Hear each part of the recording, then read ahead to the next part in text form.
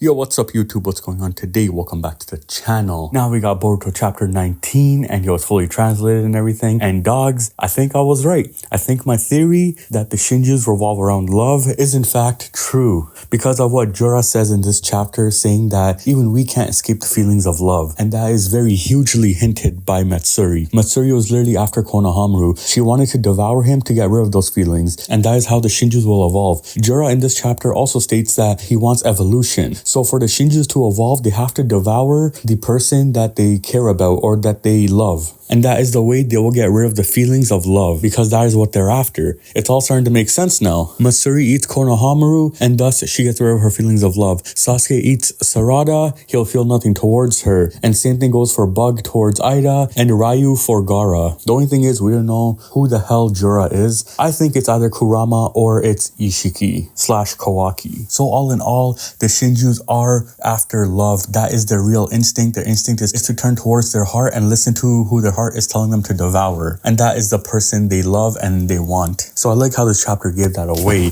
Now speaking of the Shinjus, yo, Ryu is actually pretty weak. I know he was at a disadvantage with Arya's sword, but Ryu was actually catching L's in this chapter. Even Ida tells Koji and Boruto that Sarada and them are holding up against Ryu, but they're not sure what the outcome will be yet. As for Konohamaru is in trouble. So this is where my theory is going to come into play. Boruto is going to change the timeline and go and save Konohamaru and possibly fight alongside Sarada and them. Even though Kashin Koji is telling Boruto not to, Boruto has always changed the timeline. A good example of that is when Boruto tried to get to the Tent Hills before the Shinjus were created. And Koji thought they had succeeded and Boruto got there on time, but literally within seconds of Koji's frog getting there and Boruto getting there, the Tent Hills vanished and the Shinjus appeared. So that right there already shows us that the outcome is always changing. So in this case, when Boruto goes to save Sarada, Mitsuki and all them, their timeline is going to change, and we don't know if Jura might appear. Jura, for all we know, might not come. Jura should have noticed by now that the Shinjus are in trouble, because why would Jura all of a sudden know if Boruto is there? Like, it's not like he has a tracker on him or anything like that, so it doesn't make sense. So if Boruto goes to save Konohamaru and them, I think they're going to get away and they are going to defeat the two Shinjus. This is going to piss off Jura, and Jura is going to attack the Hidden Leaf without any hesitation. Because at that point, they'll be down by 2 members, and the last 3 members will rush into the village to fight. And this is where the village might actually get destroyed by the Shinjus, which happens in episode 1, chapter 1. Because at that point, Jura is going to want revenge for taking out the other 2 Shinjus. And he knows that Boruto is a threat, and anyone else inside the Hidden Leaf village is a threat, since they are the ones mainly doing them damage. But I also do think Boruto is specifically going to come and save Konohamaru, because Boruto needs to prove to Konohamaru that he is an ally. Because if you look at the past few chapters, Konohamaru hasn't trusted Boruto or anything like that. Even when Boruto got shot, he literally handcuffed him.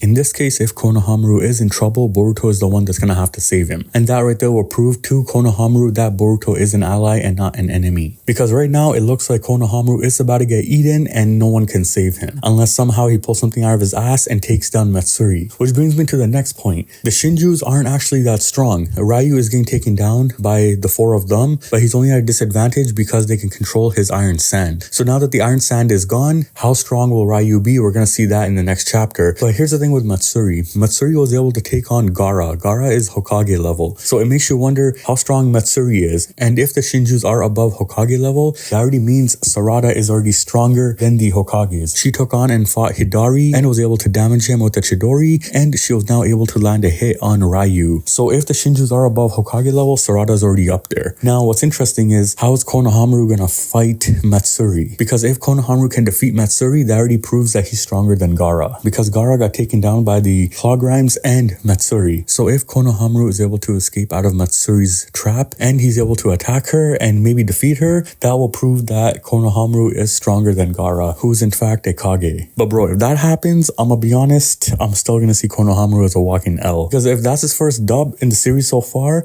that's still an L, because we're already pretty far in the series. This chapter was pretty greasy because we finally got some fighting, and they're showing some side characters doing some fighting too, especially Arya. Arya was in this, bro. He was on lock, bro. Man was swinging with that sword left and right. And on top of that, I like how Sarada Chidori'd Ryu. She's been Chidoriing everybody, bro. That's her signature move. It makes sense, but it's pretty sick how they're giving her some screen time as well. Now, what gets me is the fact that Mitsuki's Sage mode is like written off. No one even pays attention to his Sage mode. At first, we thought, yo, Mitsuki going Sage mode was like sick. You know, he's OP, this and this. Now we look at it, now it's like, it's whatever. Like, it ain't nothing special anymore. But overall, this chapter is pretty good. I like how they discuss the topics of love, which is a big topic in Boruto, because even in this chapter, they hinted some feelings between Shinki and Yodo, mainly that Yodo feels something for Shinki and that Arya is telling Shinki to focus on Yodo. So they are building something between those two and possibly Arya as well. Arya could have feelings for Yodo for all we know too, which is what Shinki points out. But on top of that, this chapter explained to us that the Shinjus also feel love and that is something they cannot escape. So that right there should give you a big hint that the Shinjus also revolve around love. Like, they even get their ideas from Code. Code was heavily obsessed with Ishiki. So in a sense, you could say that Code loved Ishiki. And so that love went on to the Shinjus, who their instinct is to hunt the person their previous self had loved. So stuff is getting greasy. This chapter was pretty sick. Let me know what you guys think about this chapter. Thanks for watching. Please comment, like, and subscribe, and stay tuned for more videos to come.